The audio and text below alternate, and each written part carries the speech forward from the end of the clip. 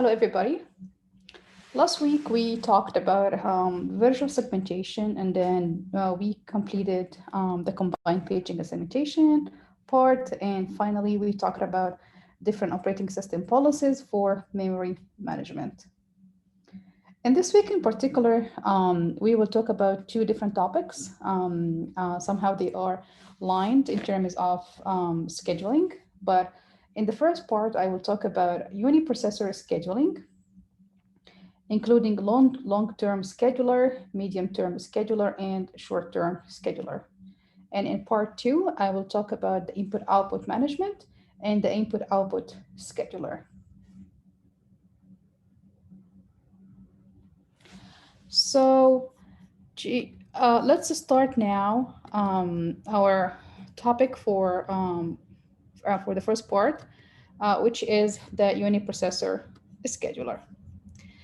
As a matter of fact, in a multi-programming system, multiple processes will actually exit or working concurrently in the main memory, such that each process alternates between using a processor and waiting for some event to occur, such as the completion of an input-output operation.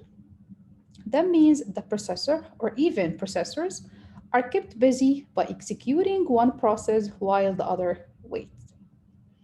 The key to multi-programming is scheduling.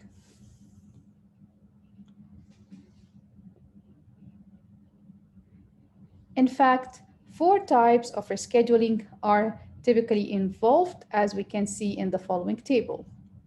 One of these is the input-output scheduling, which is more convenient for us to talk about it when we talk about the input-output management and the input-output scheduling. In particular, for the input-output scheduling, we are looking to the decision as to which process pending the input-output request shall be handled by an available input-output device. This will be discussed in more detail when we talk about the second part of today's class. Today's class, like part one, actually begins with an examination of the three types of the processor scheduling, including long-term scheduling, medium-term scheduling, and short-term scheduling.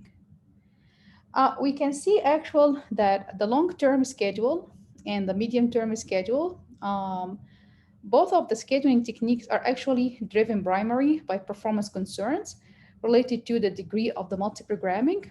And these issues are dealt with to some extent in the first two classes that we talked about it. And that means the remainder of today's class will concentrate on the short-term scheduling and is limited to a concentration of scheduling on a uniprocessor system. Because the use of multiple processors adds additional complexity, it is best to focus on the uniprocessor scheduling first, and then for your own reading, you could go over and review the multiprocessor scheduling, at which the difference among scheduling algorithms can be seen whether you are working on a uniprocessor or multiprocessor. So the main aim of processor scheduling is to assign processes to be executed by the processor or processors over time in a way that it meets the system objectives, such as the response time, the throughput, and even the processor efficiency. In many systems, this scheduling activity is broken down into three separate functions: long-term scheduling, medium-term scheduling, and short-term scheduling. The names actually suggest the relative time scales with which these functions are performed. In the following figure, we can relate the scheduling functions to the process state transition diagram, as we can see in the first part, where long-term scheduling is performed when a new process is first created.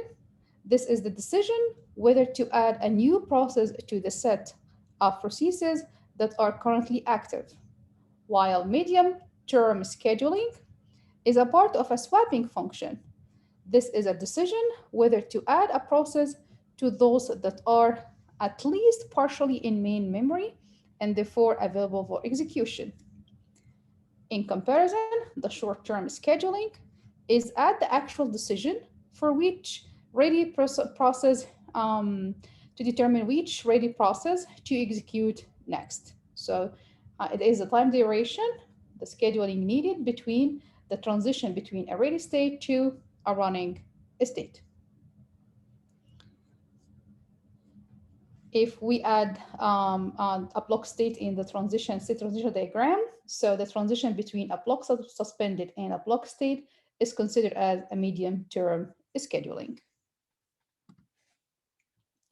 In the following figure, we recognize the state transition diagram of the previous figure to suggest the nesting of the scheduling functions. So as you can see, the big gray area is on the first level for the long term. Underneath it, we find the medium term scheduling.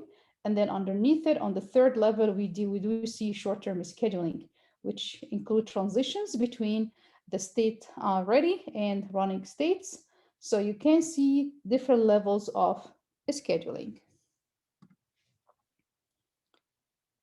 As a matter of fact, scheduling affects the performance of the system because it determines which processes will wait and which will progress. This point of view is presented in the following figure, which shows the queues involved in the state transition of a process. Fundamentally, scheduling is a matter of managing queues to minimize queuing delays, as we talked before, and to optimize performance in a queuing environment. As you can see here, we have a queue that organizes the batch of the jobs, and we have a ready queue for all the processes that are ready to be executed, and the state will change from ready to run during the short-term scheduling function. And then if there is any chance of blocking a state, so blocking a process, so the process will go into the blocked state with the corresponding queues based on a certain event in which the medium-term schedule will take place. And to proceed all of these, we do have the long-term scheduling, which actual decide on the transition from the new created process to the ready queue at which the process is now active and ready for execution. The long-term scheduler determines which programs are admitted to the system for processing. That means it controls the degree of multi-programming. Once admitted, a job or even a user program becomes a process and is added to the queue for the short-term scheduler. In some systems, a newly created process begins in a swapped out condition, in which case it is added to a queue for the medium-term scheduler. In a given batch system, or for the batch portion of a general purpose operating system, newly submitted jobs are routed to disk and held in a batch queue. The long-term schedule creates processes from the queue when it can. There are two decisions involved here. First, the schedule must decide when the operating system can take one or more additional processes. Second, the scheduler must decide which job or jobs to accept and turn into processes. The decision as to when to create a process is generally driven by the desired degree of multiprogramming. That means the more processes that are created, the smaller is the percentage of time that each process can be executed. That means the long-term scheduler may limit the degree of multiprogramming to provide satisfactory service to the current set of processes. Each time a job terminates, the long-term scheduler may decide to add one or more new jobs. Additionally, if the fraction of time that the processor is idle, like doing nothing, exceeds a certain threshold, the long-term scheduler may be invoked. On the other hand, the decision to which job to admit next can be on a simple first come, first serve basis, or it can be a tool to manage system performance. The criteria used may include priority, expected execution time, or even input-output requirements.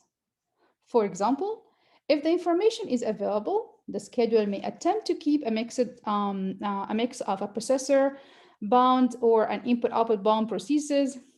In addition, the decision can actually depend on which input-output resources are to be requested in an attempt to balance the input-output usage. If we are talking about interactive programs, especially in a time-sharing system, a process creation request can be generated by the act of a user attempting to connect to the system. Time-sharing users are not simply queued up and kept waiting until the system can actually accept those users. What will happen is the operating system will accept all unauthorized comers until the system is saturated. This is really because using some predefined measures of saturations will enable such operation. At that point, a connection request is met with a message indicating that the system is full and the user should actually try again later.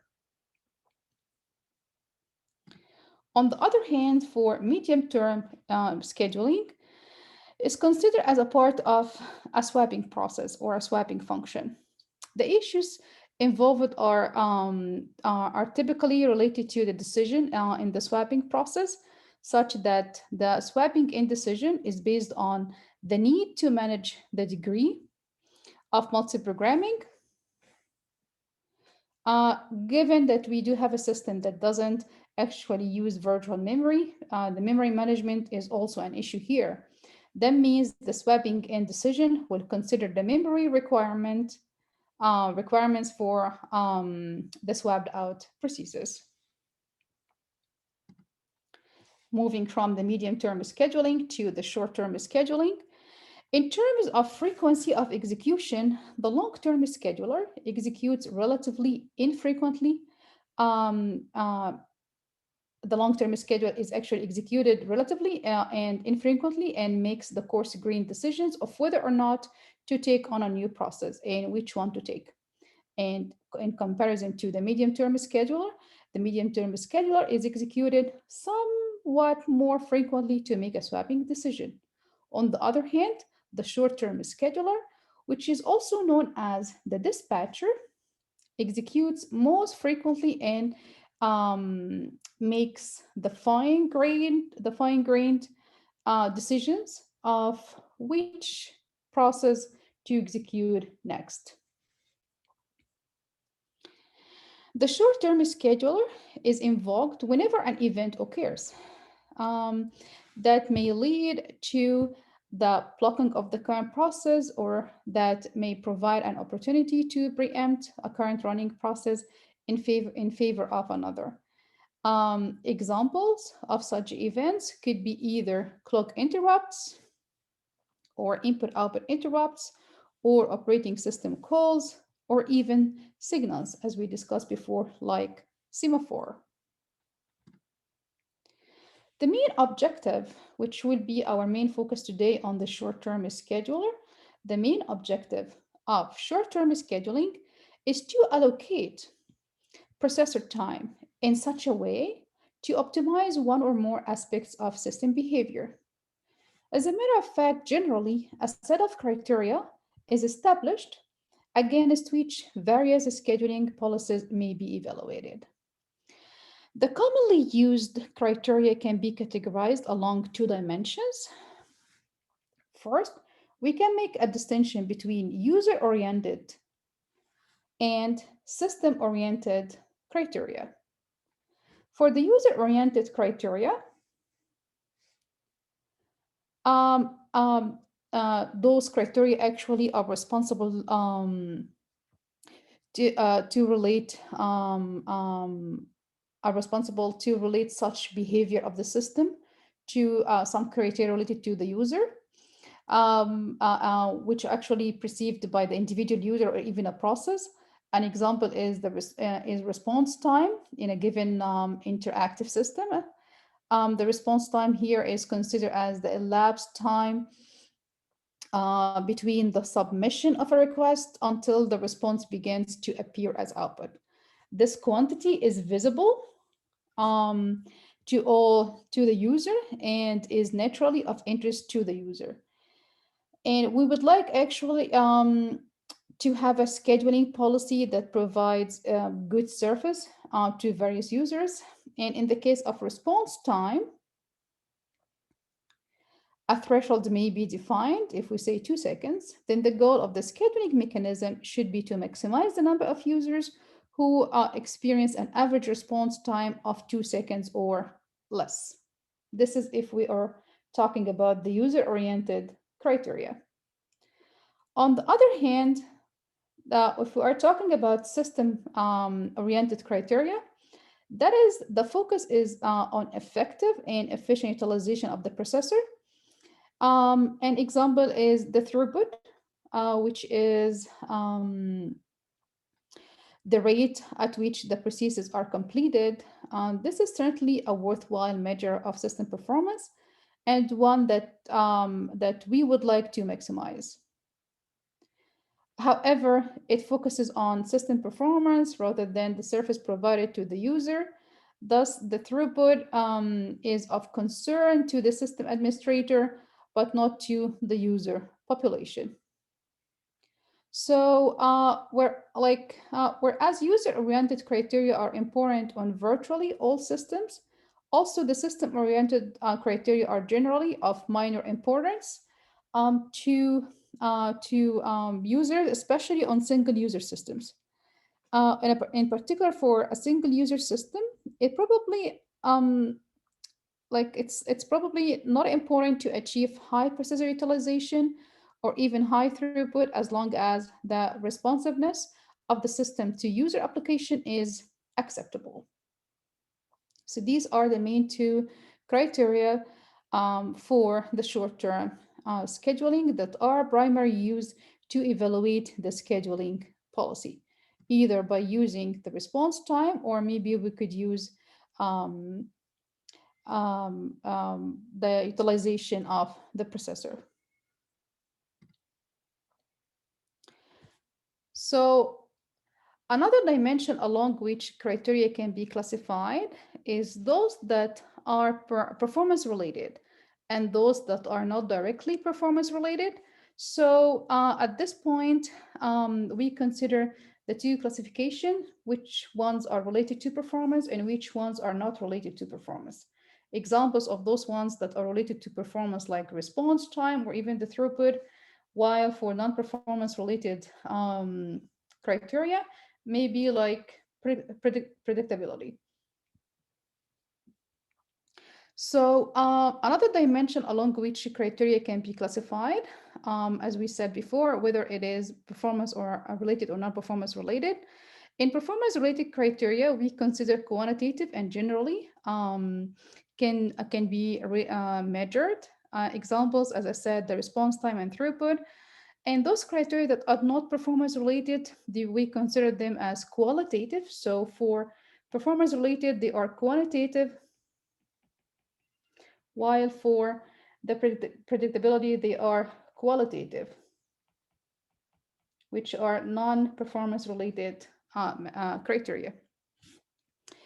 We would like actual for the service provided to the users to exhibit the same characteristics over time, independent of other work being performed by the system. To some extent, this criterion can be measured by calculating variances as a function of the workload. However, this is not nearly as straight as measuring throughput or even response time as function of the workload. So if we would like to differentiate between the performance-related criteria versus the non-performance-related criteria, performance-related criteria are quantitative and also easily measured, while the non-performance criteria are qualitative and hard to measure. So in the following table, we can see the summarization of the key scheduling criteria. These are interdependent, and it's impossible to optimize all of them simultaneously. For example, providing good response time may require a schedule algorithm that switches between processes frequently. This increases the overhead of the system, reducing the throughput as a consequence. Thus, the decision of a scheduling policy involves compromising among competing requirements. The relative weights here, given the various requirements, will depend actually on the nature and even the intended use of the system. If we consider most interactive operating systems, we know that whether single user or time shared, adequate response time is the critical requirement. Because of the importance of this requirement and because of the definition of adequacy, this will vary from one application to another. So in many systems, each process is assigned a priority, and a scheduler will always choose a process of high priority over the one with lower priority. As we can see in the following figure, we saw like a flow that illustrates the use of priorities. For clarity, the queuing diagram here is simplified, in which we ignore the existence of multiple blocked queues and of suspended state, as compared to what we have discussed before. Instead of a single ready queue, we provide a set of queues in decreasing order of priority, such that the priority um, of a given I, and assume we'd like to have the priority queue of a given I, is always greater than the priority queue of a given j if I is greater than j, as we can see in the following figure. That means when a scheduling selection is to be made, the scheduler will start at the highest priority ready queue, which we considered at this point the RQ0.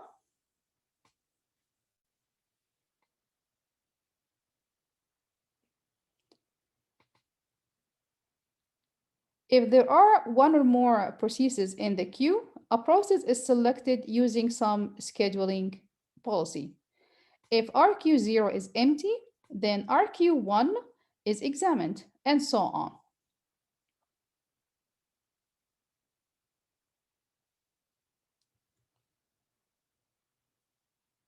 So as a matter of fact, I think this is no, that's not true. This is I less than j. So that means the priority queue of 0 is of high priority as compared to priority queue of 1, and the priority queue of 1 is of high priority as compared to priority queue of 2, and so on. So always start by examining the ready queue that is of highest priority. One problem with a pure priority scheduling scheme is that the lower priority processes may suffer starvation. This will happen if there is always a steady supply of higher priority ready processes. If this behavior is not desirable, the priority of a process can change with its age or even the execution history. And this mainly depend on the sequence of arriving processes along with their priorities. In the following table, we can see a summary information about the various scheduling policies that will be examined in today's class. We have actually talked about some of these policies before, like the first come, first serve, or first in, first out, and even the shortest job first, the shortest process next to be executed. It's like we use different notation here. Before we called it the shortest job first. Here it is called the shortest process next. And we do have some other scheduling policies or schemes, including the round robin, the SRT, the HRRN, and the feedback scheduling policy. We will talk about each of those policies in more detail in the following slides, in which for each of those policies, we have to determine the selection function, the selection mode, the throughput, the response time, the overhead of each policy, the effect on processes, and whether starvation would be possible or not. As you can see, for the shortest job first, the starvation is possible. For the SRT, Also, the starvation is possible. And SRT stands for shortest remaining time. And also for the feedback policy, starvation is possible. So among all of processes, uh, these policies to determine the schedule mechanism, whether it's first come first serve or round robin or shortest process next or any other policy, we need to investigate few things. I will go over the selection function first, followed by what do we mean by decision mode, and then we will go over different calculations of response time, and maybe we can show how the overhead is calculated, and just like whether it is minimum or could be high or not. So we don't need to investigate how the mathematical formulation is conducted. More or less, we need to know that for each method, whether the overhead is minimum or could be high. The same for the throughput. I'm not going to cover the fundamental mathematics in more detail, but you just need to know that for the throughput, it's not emphasized in the first come first serve, maybe low if quantum is too small. This is for the round robin method. And for the SPN, it is very high. For the SRT, it is high. For the HRRN, it's high. However, it's not emphasized in the feedback policy. For the overhead, it is minimum for the first come first serve because it's simple technique. Similarly, for the round robin, it is minimum. The overhead could be high for either the SPN method or the SRT method, or even the HRNN and the feedback method. If we compare if the decision mode it's preemptive or non-preemptive, I will talk about this later. If we compare the selection function, if we are using max or min or a different combination, also I will talk about this in the following slides. Now let's start by defining the selection function. The selection function is actually used to determine which processes among ready processes is selected next for execution. The function may be based on priority or may be based on resource requirements or even the execution characteristics of a process. We have actually talked about this before, especially when we talked about first come first serve in a queuing model, in which we have identified some or like different quantities that are significant in a certain queuing platform, including the time spent in a system so far, which is W, like the waiting, including the wait time, the time is spent in execution, and the total surface time required by the process, including E. So here, E is the total surface time. This quantity must be estimated or even supplied by the user. So W stands for wait time, E stands for time spent in execution, and S is the total surface time required by the process. On the other hand, we also know that um, the selection function is mandatory to determine which process will be selected for execution next. As you can see, for the first come first serve, if you go a little bit backward, it is selected as the one with the maximum wait time. That means it is the first one that has arrived to the system because we are using first in, first out. For the round robin, the selection function is constant. For the shortest process next or the shortest job first, we just selected the one with the minimum surface time. For the SRT, we take the one that has the minimum difference between S and E. And for the HRNN, we take the one that has the max W plus S over S. And for the feedback method, we will talk about it in more details because we need more formulations. On the other hand, for the decision mode, is actually used to specify the instance in time at which the selection function is executed or even exercised. There are two general categories for the decision. It could be preemptive or it could be non-preemptive. So for non-preemptive, in this case, once a process is in the running state, it continues to execute.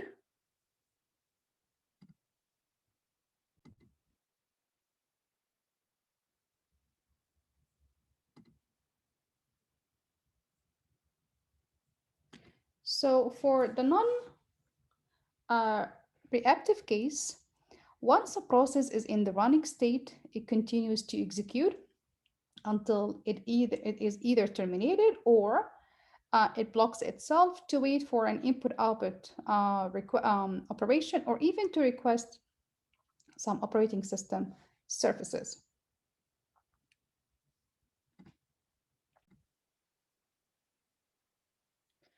On the other hand, is for the preemptive, the current running process may be interrupted and moved to the ready state by the operating system. At this point, the decision to preempt may be performed when a new process arrives or when an interrupt occurs that places a blocked process in the ready state or periodically based on clock interrupt. So as we have discussed before, normally we do have a tabular form where we identify the list of processes along with the arrival time of each process and the surface time needed for each process as well. And as we will describe next, the different various scheduling policies, in addition to what we have discussed before in the first few weeks of classes, we will refer to the following set of processes in this tableau as a running example. We can think of these as batch jobs, with the surface time being the total execution time required. Alternatively, we can actually consider these to be ongoing processes that require alternate use of the processor and input-output in a repetitive fashion. And in this case, the surface times represent the processor time required in one cycle. And in terms of queuing model, this quantity corresponds to the surface time. So if we trace the difference execution pattern for each policy for one cycle, we can see in different patterns of scheduling policies in the following figure. And in the following tableau, we will see some key results to identify the differences between each of those policies. First, the finish time of each process is determined. And from this, we can determine the turnaround time. In terms of the queuing model, at this point, we define the turnaround time, which we call it sometimes TR, sometimes we refer to it as the TAT, like turnaround time, is the residence time TR. So we could use the TR as an input to define the total time that the item or the process spends in a system. So this is the total time, which is the sum of the wait time plus the surface time. A more useful figure, maybe you could use normalized version of the turnaround time, which is the ratio between the turnaround time to the surface time. So this is just a normalized turnaround time. This value actually indicates the relative delay experienced by a process. Typically, the longer the process execution time, the greater is the absolute amount of delay that can be tolerated. And the minimum possible value for this ratio, like the normalized TR divided by TS, is 1. Increasing values corresponds to a decreasing level of surface, as we can see here.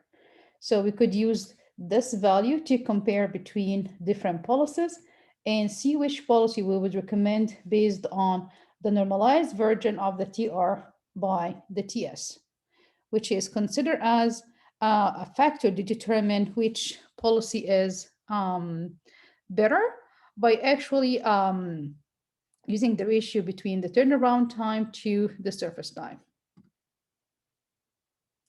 So a comparison of those scheduling policies along with some of those figures can be seen in the following graph.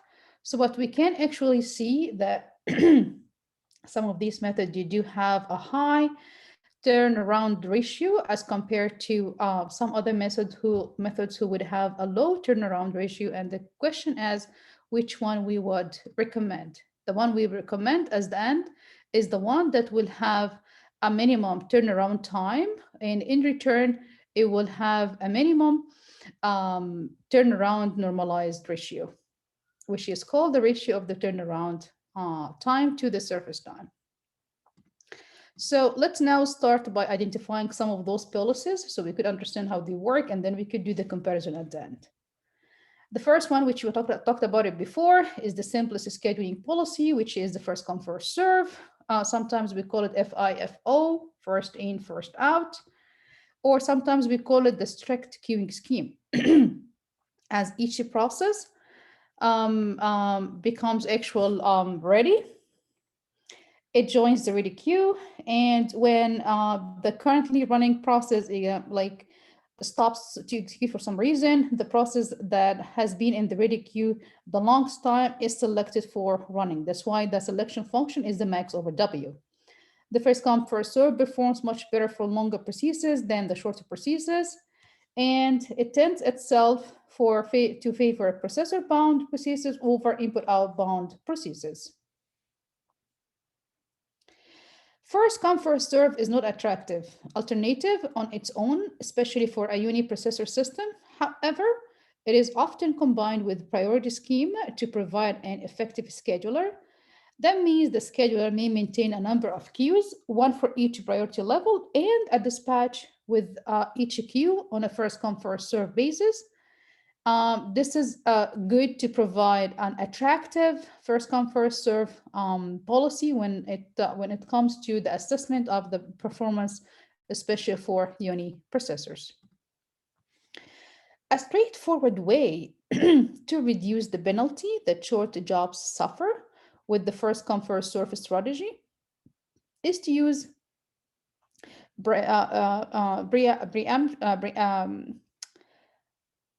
I will struggle with this word. Preemption based on a clock. The simplest such policy is round robin. A clock interrupt is generated at a periodic interval. When the interrupt, as a matter of fact, is happening or occurs, the currently running process is placed in the ready queue. And the next ready job is selected on a first come, first serve. This technique could also be called time slicing.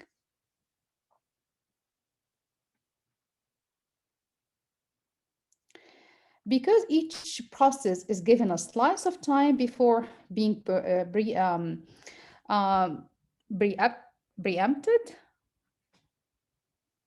Let me try it again. Preempted, yes, preempted. That's why we call it the time slicing. With round robin, the principal design issue is the length of the time quantum, or even the slice, to be used. If the quantum is very short, then shorter processes will move through the system relatively quickly. On the other hand, there is processing overhead involved in handling the clock interrupt, and even performing the scheduling and dispatching functions. This will include additional overhead. Thus, very short time quanta should be avoided. The round robin is particularly effective in a general purposes time sharing system or transaction processing system. But one drawback to round robin is the relative treatment of processor round and input bound processes. Generally, an input output bound processes would have a shorter processor burst time than a processor bound processes. That means if there's a mix of processor bound and even input output bound processes, then different scenarios could occur, which might cause an additional overhead. So on the other hand, if we are focusing only on processor bound processes, we might use a complete time quantum when executing and immediately returns to the ready queue. That means the processor bound processes would tend to receive an unfair portion of the processor time, which results in poor performance as compared to the input output bound processes, which means we do have inefficient use of the input output devices and an increase in the variance of the response time. As you can see in the following figure, one useful guide is the time quantum that we choose it for our time slice should be slightly greater than the time required for a typical interaction or process function, because if it is less, then most processes will require at least 2 time quanta. This can be illustrated in this figure, in which we see the effect of the time quanta on the response time. Keep in mind that in the timing, in the limitation um, that has been assigned here by limiting case of a time quantum that is longer than the longest running process, the round robin actually could be considered as a degenerate to the first come, first serve.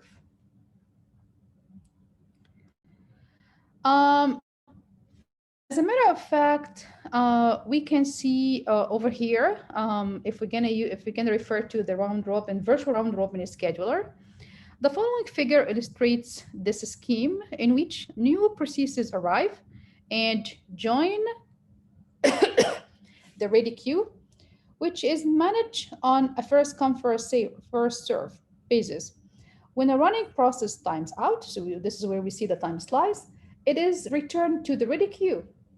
When a process is blocked for a given input-output request, it joins an input-output queue. So far, this is as usual, as we have discussed before. However, the new feature is an additional first come, first serve auxiliary queue, to which processes are moved after being released from an input-output block.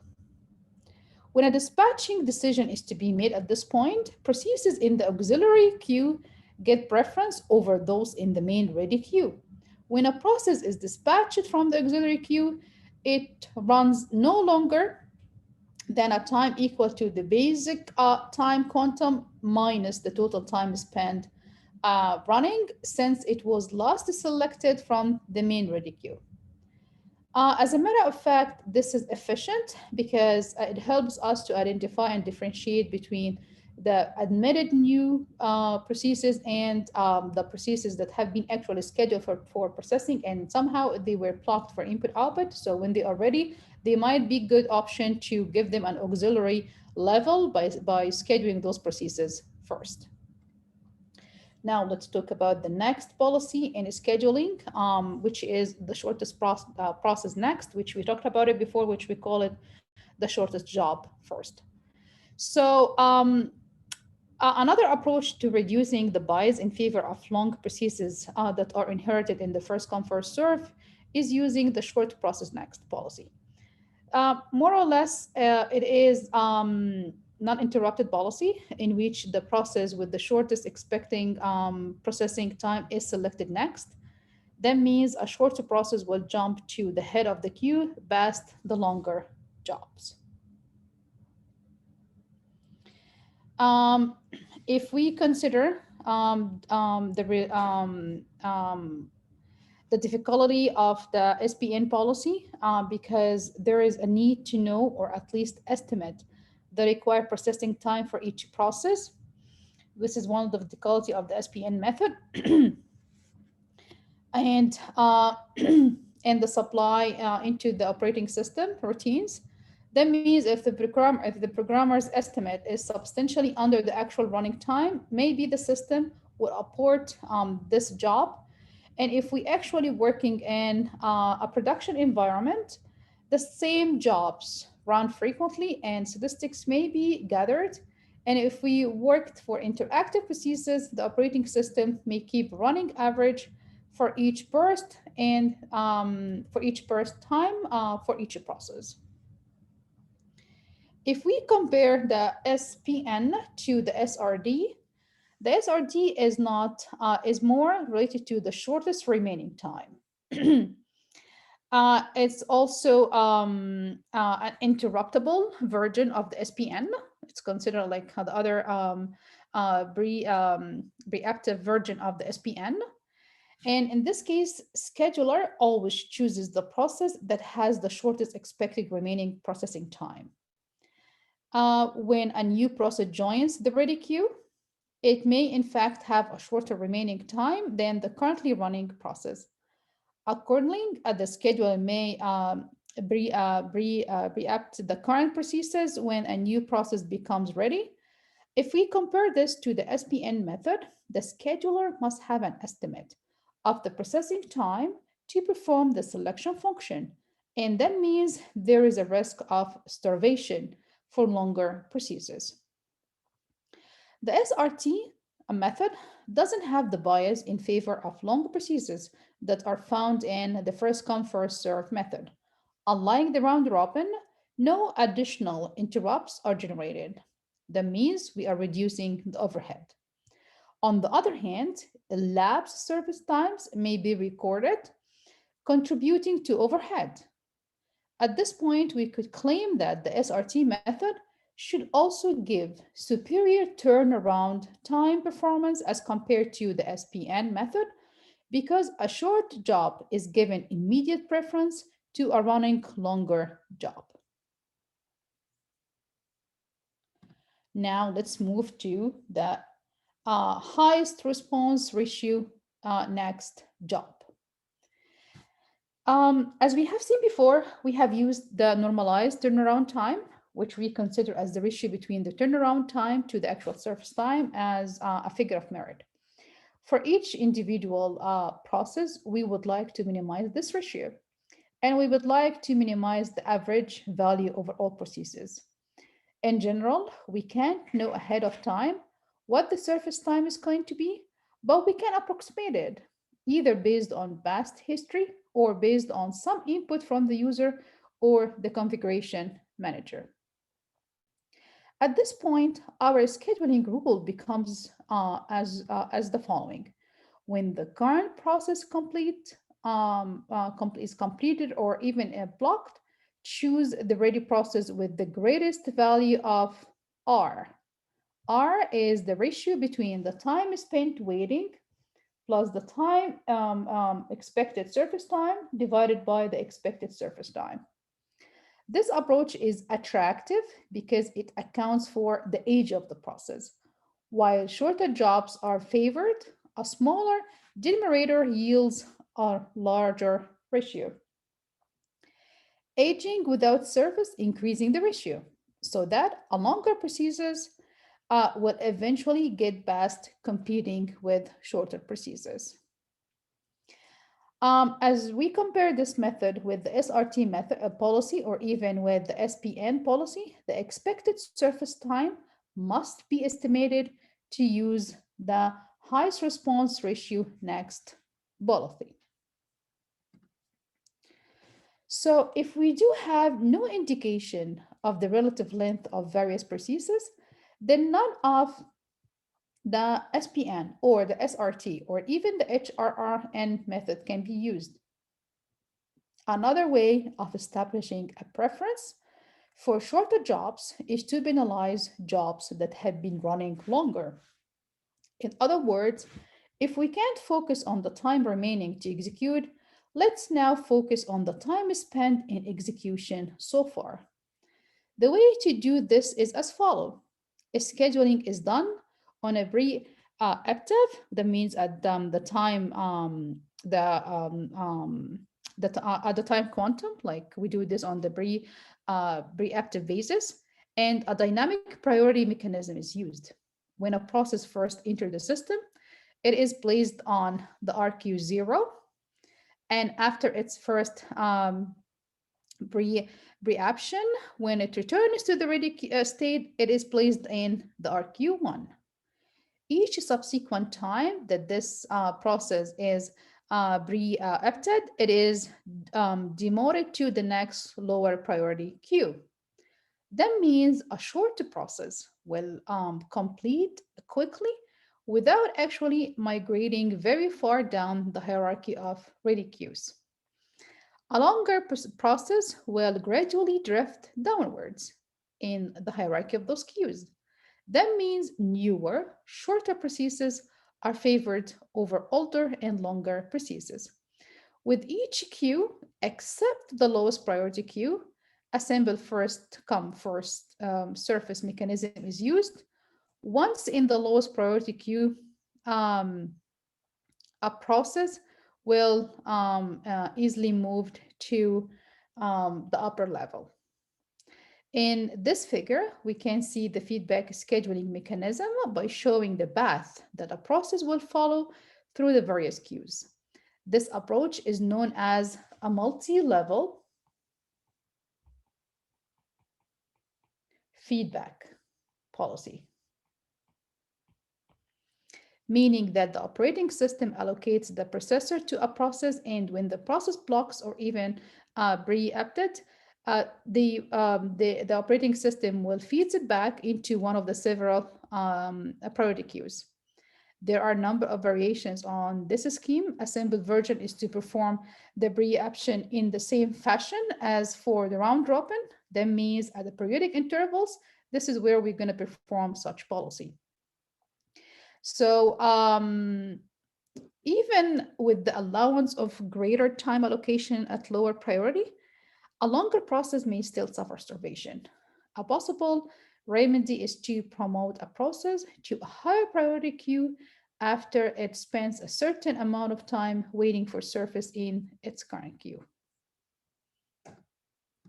Now, clearly, the performance of various scheduling policies is a critical factor in the choice of a scheduling policy. However, it is impossible to make definite comparison because relative performance will depend on a variety of factors, including the probability distribution of the surface time of the various processes and even the efficiency of the scheduling and the context switching mechanisms, and even on the nature of the input output demand and the performance of the input output system. Nevertheless, we attempt in what follows to draw some general conclusions.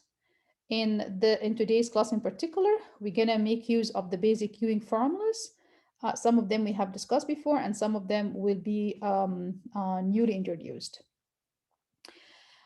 With the common assumptions, like in a simple queue model, the common assumption is we do have Poisson arrivals. So we say arrivals are the arrival time is Poisson distributed, and the expected the surface time is exponential. So our assumption, keep this in mind, that the arrival time is a Poisson distribution and the surface time is exponential distribution. Let me correct this. The arrival time is exponential.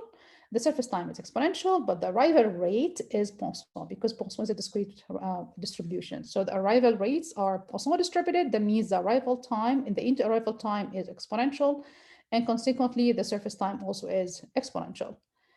So in particular, a priority-based scheduler in which the priority of each process is assigned independent of expected surface time.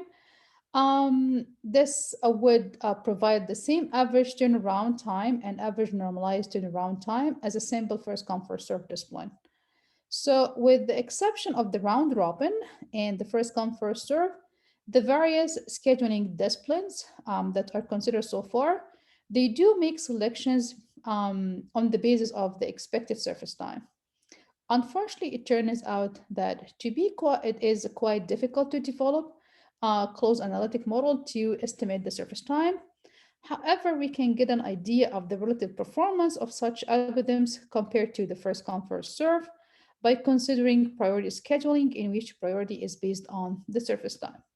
As you can see here, we can use the ratio between the turnaround time and the surface time. More or less, it's 1 divided by the 1 minus utilization, where TR is the turnaround time or the resident time, which means the total time in the system, which is the summation of the waiting plus the execution. And the TS is the average surface time or the average time spent in running state. And rho is the process utilization. So the turnaround ratio is just 1 over 1 minus utilization. And the goal always is try to minimize this ratio. So one of the criteria to choose among all other scheduling policies is to go and you choose the one that has the minimum ratio of the TR and TS. So if the scheduling is done on the basis of priority, and if processes are assigned to a priority class on the basis of a surface time, then differences do emerge. In the following table, we can see different formulas that result when we assume two priority classes with different surface times for each class. In the table here, we will refer to the arrival rate. These results can be generalized to any number of priority classes, not necessarily to be two, but it could be for any number. Note that the formulas differ for non-preactive versus the preactive scheduling. In the preactive scheduling, it is assumed that a lower priority process is immediately interrupted when a higher priority process becomes ready. So the assumptions in the two classes criteria, whether it is with no interrupts or which we call it like non preactives method versus with interrupts, which is the preactives method, which assume different queuing models, you can see that there are common assumptions, including Poisson arrival rate, which means the inter-arrival time is exponential. Priority one items are served before priority two items. First come, first serve dispatching for items of equal priority. No item is interrupted while being served. No item leave the queue, which means lost call delayed. There are different formulas, like I don't want you to investigate so much time to memorize these formulas, but it's better to understand how these formulas are formulated, especially for the two type of classes, whether we go for no interrupt strategy or like with the interrupts, like preactive strategy, both of them for the two level of priorities. All of the scheduling algorithms discussed so far treat the collection of ready processes as a single pool of processes from which to select the next running process. This pool may be broken down by priority, but is otherwise homogeneous. However, in a multi-user system, if individual user applications or jobs may be organized as multiple processes or even threads, then there is a structure to the collection of processes that is not recognized by a traditional scheduler. From the user point of view, the concern is not how a particular process performs, uh, it's rather how his or her set of processes which constitute a single application actually perform. That means it would be attractive to make scheduling decision on the basis of these process sets. This approach is generally known as the fair share scheduling. The concept can be extended to groups, like to different group of users, even if each user is represented by a single process. For example, in a time sharing system, we might wish to consider all of the users from a given department to be members of the same group. Scheduling decisions could then be made that attempt to give each group similar services. That means if a large number of people from one department log into the system, we would like to see response time degradation primarily affect members of that department rather than users from other departments. The term fair at this point share actually indicates the philosophy behind such a scheduler. Each user is assigned a weighting of some sort that defines the user's share of a system resource as a fraction of the total usage of such resources. In particular, each user is assigned a share of the processor. Such a scheme, the fair scheduling scheme, should operate in a more or less linear fashion so that if user A has twice the weighting of user B, then in the long run, user A should be able to do twice as much work as user B. The objective of the fair share scheduler is to monitor usage, to give fewer resources to users who have had more than their fair share, and more to those who have had less than their fair share. So the fair share scheme actually is simply referred to a fair share scheduler, in which we're going to use the abbreviation of FFS. Um, the FFS consider the execution history of a related group of processes, along with the individual execution history of each process in making scheduling decisions. The system divides the user community into a set of fair share groups and allocates a fraction of the processor resource to each group. So if we assume, for example, we do have 4 groups, each with would worth 25% of the processor usage. And as a matter of fact, each fair share group is provided with a virtual system that runs proportionally slower than a full system. At this point, scheduling is done on the basis of priority, which takes into account the underlying priority of the process. It's in addition to its recent processor usage and the recent processor usage of the group to which the process belongs. The higher the numerical value of the priority, um, the lower is the priority.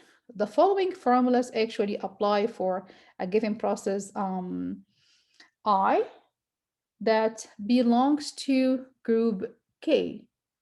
So the CPU J for process, sorry, this is process J in group K. So we're talking about process J in group K, where CPU J over I is the measure of the process utilization by the given process, and this is only through interval I. The GCPU K over I, which is used to determine the measure of process utilization of group K through interval I, while the BJ over I is the priority of process J at the beginning of interval I, which, as we said before, lower values equal to higher priorities or higher values equals to low priorities. Base J is the base priority of process J, and the WK is the weighting assigned to each group, with the constraint that the sum of the weights should be equal to 1, and the weight is a number between 0 and 1. So as you can see here, if you would like to measure the processor utilization by a given process within a certain interval, it is calculated as the process utilization of the same process but in the previous interval divided by 2. And the processor utilization of the group through the interval I, it is determined as the group utilization of the processor utilization at the previous interval divided by 2, like 50% of this ratio. And now if you would like to calculate the priority of a certain process at the beginning of the interval, it is the sum of 3 terms. The first one is the base J, the base priority of such a process, and the process utilization by the process within interval I, and then divided by 2, and the group utilization within interval I divided by 4 times the weight assigned of that group. So for example, if we do have the CPU of process 1 within interval 1 equals to 50%. And if we do have the group CPU utilization for group 1, in which process 1 belongs to, this is at the same interval 1, and it turns out to be 30%. Now, if you would like, given the fact that the weight of group 1 equals to 20%, this is just an example. So the priority of process 1 at interval 1 equals to the base priority. I'm going to assume the base priority is like 5. We can use any numerical number for priority, plus the ratio, which is the 50%. So I'm going to use 0.5 for it, plus the 30%, I'm going to use 0.3 divided by 4 times the weight, which is 0.2. So you calculate this number, that will give you the priority of process 1 at time interval 1, as compared to the base priority. So in the following figure, we can see an example in which process A is in one group, and process B and C are in a second group. So these two processes are in a different group. with each group having a weight of 50%, like just zero point 0.5. Assume that all processes are processor bound and are usually ready to run. All processes have a base priority of 60. So if I'm going to assume that the base priority is 60, and we assume that the weight of each group, now we have two groups, so I'm going to say group 1 equals to 0.5, and the weight of group 2 equals to 0.5. All processes, as we said, have a priority, base priority of 60, and the processor utilization is now measured as follow. The processor is interrupted 60 times per second. During each interrupt, the processor usage field of the currently running process is incremented, as is the corresponding group processor field. So once per second, priorities are now recalculated. In this figure, process A is scheduled first, and that means at the end of 1 second, so if you're going to use the 1 second frame, it is preempted. Process B and C now have the higher priority, and process B is scheduled. At the end of the second time unit, so this is during the first time unit, this is during the second time unit, process A has now the highest priority.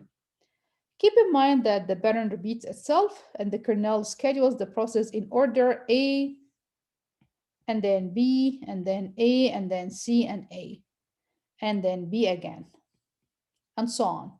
That means 50% of the processor is allocated to process A, which constitute one group, and 50% to processes B and C, which constitute another group. The traditional Unix scheduling employs multi-level feedback using round robin within each of the priority queues. The system makes actual use of 1 second preemption. That is, if a running process doesn't block or complete within 1 second, it is preempted. Priority is based on the type and even the execution history. This is mainly used in this SVR3 and the 4.3 BSD Unix version, in which these systems are primarily targeted at the time-sharing interactive environment. And these systems are designed to provide good response time for interactive users while ensuring that the low priority background jobs do not starve. So the priority of each process is recomputed once per second, at which time a new scheduling decision is made. The purpose of the base priority is to divide all the processes into fixed bands of priority levels. The CPU and the NICE components are restricted to prevent a process from migrating out of its assigned band, which is assigned by the base priority level. These bands are used to optimize access to block devices, for example, as the hard disk, and to allow the operating system to respond quickly to system calls. So as we said before, we could easily calculate the processor utilization for a certain process during interval I, which is the ratio with the 50% of the utilization of the same process, but in the previous interval. The priority of a given process during an interval I is calculated at the summation of the base priority of the same process plus the processor utilization of the process at the given interval I and the NICE J at this point, which is used for the user controllable adjustment. It is a user controllable adjustment factor. So the formula is now different when we apply it into Unix scheduling. So what are bands? Bands are commonly used to optimize access to block devices and to allow the operating system to respond quickly to system calls, as I said before. In a decreasing order of priority, the bands are swapper, and then block input-output device control, the file manipulation, followed by character input-output device control, and finally, user processes. This hierarchy should provide the most efficient use of the input-output devices.